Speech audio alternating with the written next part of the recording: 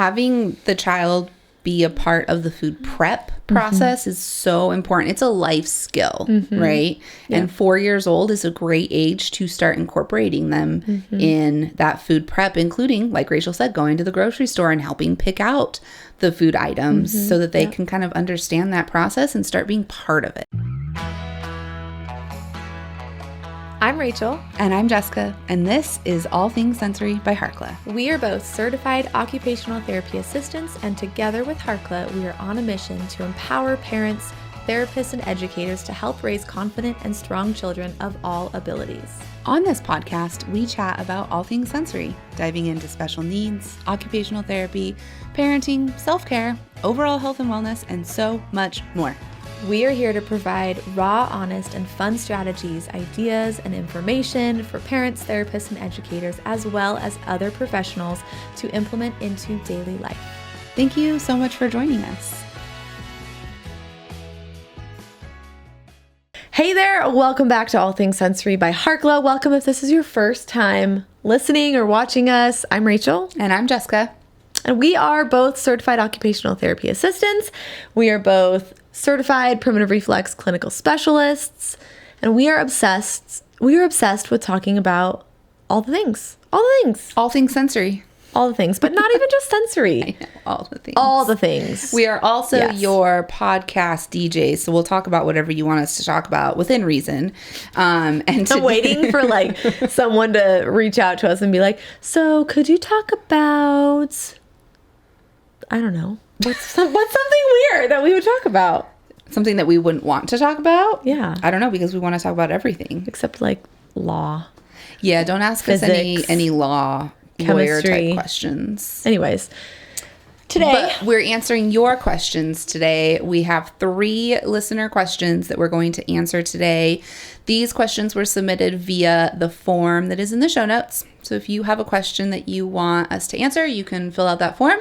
And we will answer your question as long as it is what we want to talk about. What we want to talk about. I'm just kidding. Just no lawyer or chemistry questions. I don't think we've ever gotten any of those. No. But there's a first time for everything. Exactly.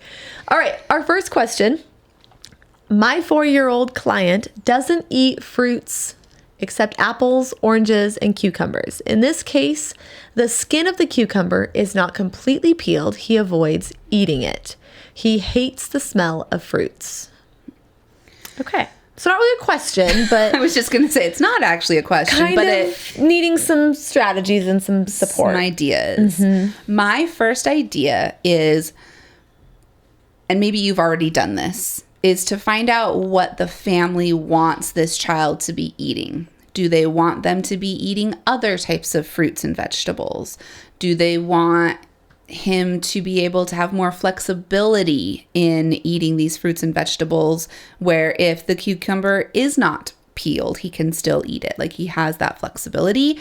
Because in general, a child who eats apples, oranges, and cucumbers, they're getting 3 of the rainbow colors. True. Like, that's pretty good, right? Yeah. Red, orange, and green. Those are really important nutrients that come from those 3 fruits and vegetables, which I guess technically a cucumber is a fruit because of the seeds, but we count it as a vegetable. Did you know? Yeah. I didn't really think too much of it. You never thought about it? No. Just like tomatoes are a fruit? Yeah. But you wouldn't add them to a fruit salad? Right. So I think, first of all, understanding and knowing what the family wants this child to be eating, what that goal is. And if the goal is for them to have a larger food rapport and more flexibility, then my first idea is to incorporate those food items that the family wants this child to eat into play. That is going to be the first step. Playing with the foods during an obstacle course, playing with the foods while sitting at the table or sitting on the floor, playing with the foods in different ways. So a cucumber, right? We want this child to be able to eat the cucumber, whether it's peeled or not. First, we're going to play with the cucumber peeled and play a game with it. And then we're going to play with the cucumber when it isn't peeled. And then maybe we teach the client how to peel the cucumber. That was going to be my next strategy, was incorporate the child into the food preparation process, incorporate them into the grocery shopping process, make sure that they aren't on a screen while you're at the grocery store. Make sure that they are, in the process with you, and they are touching the different apples that they want to take home. They want to try the apple with the green peel. They want to try the apple with the red peel. They want to try the big cucumber or the little cucumber, and then take it home and have them peel the cucumber. That's Trip's favorite thing to do right now. He's about the same age. And slice the cucumber, and then maybe try putting the cucumber into a cucumber salad. Again, that's my son's favorite thing. He won't eat the cucumbers plain, but we mix it into like this yogurt, dill salad, and he's like sounds so all good. about it. Yes. So try getting a little bit more creative in how you're suggesting the client to interact with the foods, like Jessica mentioned, playing with the foods, preparing the foods. Yeah, having the child be a part of the food prep process is so important. It's a life skill, right? Yeah. And 4 years old is a great age to start incorporating them in that food prep, including, like Rachel said, going to the grocery store and helping pick out the food items so that they can kind of understand that process and start being part of it. Yeah, and then if they're not quite ready to eat the cucumber with the peeling on it, for example, I would have them put the cucumber on the plate, have them pick it up, have them touch it, maybe have them peel the cucumber off, like the cucumber peel off with their hands, and see if they can like pull it off. If they don't want the peel, okay, that's fine. You don't have to eat it, but you have to pull it off. Sure. Because I think it can be more harmful to the nervous system if we are, doing everything for the child, especially if the child is capable of removing the skin themselves or removing this part, the seeds, whatever it is that they don't want to eat. Just be like, that's fine, totally fine. Go for it. Yep. And that way they're learning to modulate the feeling of the cucumber. If they are afraid of touching it, they're eating it, they're probably not afraid of touching it, but it at least gets them a little bit more comfortable with it, because that's the goal. Anything that a child can process on their hands, their tactile system can handle it on their hands, they will have a higher likelihood of being able to process it orally and be able to eat it. So if you're introducing new foods, let's say a grape, if they aren't willing to touch the grape, cut the grape, peel the skin off the grape. Oh, what a great fine motor activity to peel grapes. Yes. Oh my gosh. But if they aren't willing to do that and get the texture on their hands, then they probably won't be willing to eat it. So just start there and get them comfortable with touching it. Yep. The other thing I was thinking of is make sure you address the mealtime routine at home. Talk to the family about how the mealtime routine goes. Do they sit down as a family to eat meals, or is it more of a grazing situation? What do they want for the mealtime routine? Do they want to be able to sit together as a family and eat together, or are they okay with it being a grazing situation, right? If they want to be able to sit down as a family to eat a meal, make sure you are working on that, working on the child's ability to sit at the table for a meal, use visual timers, give the family strategies to use at home to be successful with the mealtime routine if that's what they want to do. Because oftentimes our children, our clients who are picky eaters really struggle to sit at the table for a meal. So if that's a goal of the family, make sure you're addressing that as well. Yeah. Okay. Next question. Good question. Yes. The next one is a boy who's 3 years and 10 months, so maybe almost 4 Probably by 4 now. by now. Sorry about that. But this boy's goal is to clean up and line up. Okay, so when the 5-minute cleanup is called, the child runs in circles all over the playground. He will stop when he sees the stop sign, but if approached by the teacher, he engages in the running behavior. So the goal is to clean up and line up. So when the bell goes off, when the 5-minute cleanup time is off, it's time to come inside, it's time to clean up our toys and transition in to school, I'm assuming, or daycare. Or Sounds like it. Yeah. Well, my first thought is that at this point, it's just this child's routine he sees the teacher coming towards him and he's like, oh, I'm going to run away. It's probably a game. Or he's avoiding the situation that he knows is coming. So we want to provide some strategies that proactively help him with this transition. Yes. What would I do if I was a teacher in this situation? I would probably address it either before or after the situation, rather than like trying to teach him what to do in the moment, because he's probably either like it's a game, or he's in fight or flight, or he's just not processing. So I would either set those expectations up front before we go outside to recess. I would use a visual with him. Well, it says they're using a stop sign. Yes, but I'm thinking like a visual schedule. Like a visual schedule. And then maybe talk about trial and error. I don't know. Well, and we don't know what this child's communication is like. Exactly. What their, receptive language is like. My thought was, can the teacher engage him in a play activity before the time to go in is, right? So the 5-minute cleanup time is called, but maybe a couple minutes before that, the teacher can engage him in something to start prepping him for that. Maybe it's a simple 2 to 3 step obstacle course, and they use a checkoff or a visual of some sort. And when he's done with the obstacle course, it's time to clean up and line up, and he can just easily transition to that because he's already done a structured activity, and the teacher maybe is with him, helping him if possible. I feel like that would be hard at recess with everybody else running around. Again, it's hard to know what the situation is. If it is recess or not. You're right. Right. So in the question, it says teacher. So I'm assuming this is some sort of preschool. So at Tripp's preschool, how many teachers are there? 2. And how many students? 13. So potentially 1 out of 2 teachers could be in charge of this child to help get him into this routine to be successful. Potentially. Yes. My thought maybe could be when the cleanup and lineup time, what if we provided a structured movement activity to get to clean up or to get to the lineup? So, all right, the 5-minute timer's gone off. Everybody's going to hop and pick up 1 toy and bring it to the bucket to put the toy away. So it's like the expectation is clear.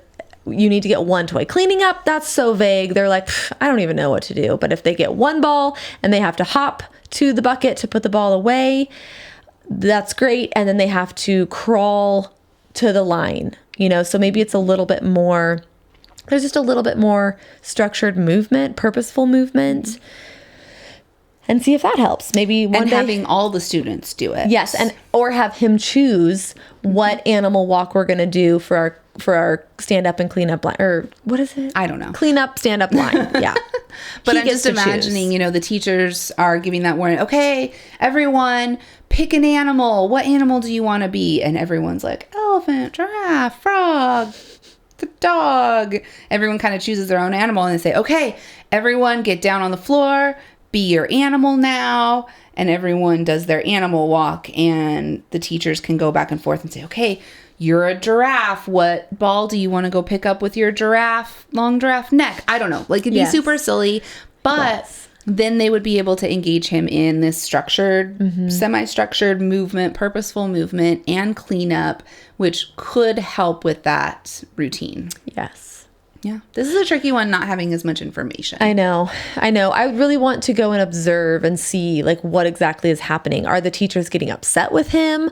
Are the teachers getting mad at him? Are they chasing him when he runs? Are they chasing after him? Are they yelling at him? Johnny, come on, get on over here. Are they angry with him? Yeah, I just know that in any situation that I've been a part of where the client or the child runs, and it's something they do on a regular basis, they will often look back to see if I am chasing them. And if that is the case, then this is a behavior that you run in the opposite direction.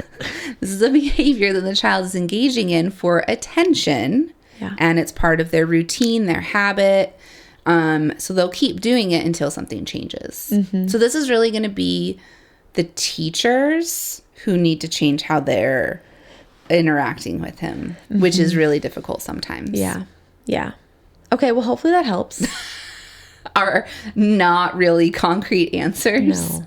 Yeah. Yeah, we would need more information. It's more of a brainstorm session. Yes. Rather if than you answers. are listening to this, the person who asked this question, if you're listening to us, feel free to reach out and let us know maybe give us more information or let us know if this was helpful or not. Yeah. Okay. We have one more question. One more question. My 4-year-old son has sensory processing disorder, over-responsive subtype, and has high-functioning autism. We recently enrolled him in soccer after him asking nonstop for a year. He's no longer eloping during games, but often comes to me saying, "I'm tired," and lays down on the field. Is soccer just a bad activity for him, or is there something we can do to help him get through a game he loves? Okay, I have a couple of thoughts initially. Okay, what did he say? Sensory processing disorder. Okay, over-responsive. So he is more sensitive to sensory input. In most categories, I'm assuming. High functioning autism, so he is probably a pretty good communicator. Or he's probably a GLP. Or GLP. He's probably going to school. He's probably learning. He's probably engaging socially. Hard to say for sure. But my guess is he probably has lower muscle tone. And my guess is he probably is fatiguing, or he's using the laying down time as like a sensory break. He's either overstimulated and he's like, I need a break, but maybe he doesn't know how to communicate that. So what he knows how to communicate is I'm tired. I'm tired, yes. Yeah. Rather than like maybe his brain is tired. Maybe it's not his body or his lungs. It's my brain is tired. I just need a little brain break. Yeah. Or it could be all of the above. All the above. Oftentimes our over-responsive kids do have low muscle tone. Sometimes they have high muscle tone too. It's hard to say. Yeah. We don't know. Yeah. I think that's exactly what I would have said is that, he's fatiguing possibly physically from low muscle tone and or fatiguing from sensory overload. Absolutely. And he's saying, I'm tired. I think if he is still enjoying it, then it's the right choice. If he is having fun and if he's being challenged just a little bit to feel successful, it's definitely the right environment for him. If he does come to you and say, I'm tired, let him take a brain break. Let him maybe lay on the grass with some noise canceling headphones. Maybe he needs some deep squeezes. Figure out what he needs for that break for a couple of minutes. Maybe treat it as a sensory break and see if you provide some sensory modifications, if that helps. I was also thinking if weather permits, maybe try putting a compression shirt on under his shirt, one that comes low enough to really cover his trunk and give him a little bit more stability. Because if he does have lower muscle tone, he might need just a little bit more input, a little more stability. But like Jessica said, if he's still enjoying it, if he's having a good time, if he's motivated, if he is challenged, I would definitely continue doing it. But just treat his communication of I'm tired as like, my brain is tired. I just need like a little reset. Maybe get a fan, maybe get a drink of water. Maybe not chewing gum at this age. But maybe a crunchy snack. And this is a great... Or maybe set a timer. Maybe use a visual timer. Definitely use a visual timer for him to take his sensory break and then hopefully return back to the soccer game or practice. But I think it's a great teaching opportunity to start teaching him about what his body needs. And you can start practicing this, in the moment, if possible. Sometimes in the moment doesn't work as well. But if he's able to do it in the moment, have these options available and say, okay, here's our sensory break bag, our soccer break bag with 5 or 6 items. Which one do you need right now? Yeah. And maybe he chooses the noise canceling headphones. Maybe he chooses a crunchy snack and you're able to talk while he's taking his break. Your brain just needed a break because it was so loud. Or you needed to eat a crunchy snack because that crunchy snack helps your body feel good. Yeah. I do want to say one more thing. We just got a timer called a buddy timer, and it's a little watch that they wear, and there's a 2-minute and a 5-minute timer, and that would be a really cool tool to let him wear if safe during the soccer game. And that way when he does say I'm tired, I need a break, you can have him click the 2-minute button or the 5-minute button, whatever is applicable for him. And that way when the timer goes off and he sees it, he knows it's done, he can run out onto the soccer field. But that way it's like, oh, let me pull out my timer and set the timer up so you can see. And it's like, there are simple timers that you can use on your phone, but I love having the child be able to kind of have that independence and control because that builds their confidence. Yeah. And it just looks more normal and more just like, oh, I've got a cool watch on. Look at my watch, bro. Like, sure, yeah, totally. Check it out. Push the 2. I don't know. That's what Trip does. Yeah. Yeah. So anyways, I think that's cool. I think it's great that he is excited by soccer and he's motivated to try it. I also think it's beneficial for the other players to also see that there's accommodations and, neurodiversity. Like, we're all different. We're all unique. We all need something a little bit different to help us get through the day, and teaching other kids at a young age of like, yeah, Johnny takes a break. That's cool. He's a really good soccer player too, I would be interested if you use these strategies and he does start taking these like sensory breaks and you find the tools that help him, if he's able to last longer on the field before needing a break. Yeah. I'd be curious what that looks like. So if you're listening and you take some of these ideas and they're successful, we would love to hear if they're helpful, of course, but also, if you use some of these strategies before the soccer game starts, so he feels regulated, is he able to play longer before he needs a break? And then after he does take a break, is he able to play longer than before because he's a little more regulated and ready to go? I'd be really curious too. Yeah. That. I'm also wondering if he's fatiguing or getting, tired. If he is really fatiguing and getting tired during the soccer game, does it happen during other activities, or is it just soccer? Is it something underlying that we need to look into, like mitochondrial function? Like, do we need to look at this from a different holistic type of... if he really is fatiguing constantly during everything, like going for a walk, playing with his toys, climbing a tree, like whatever he's doing functionally day to day, is he fatiguing?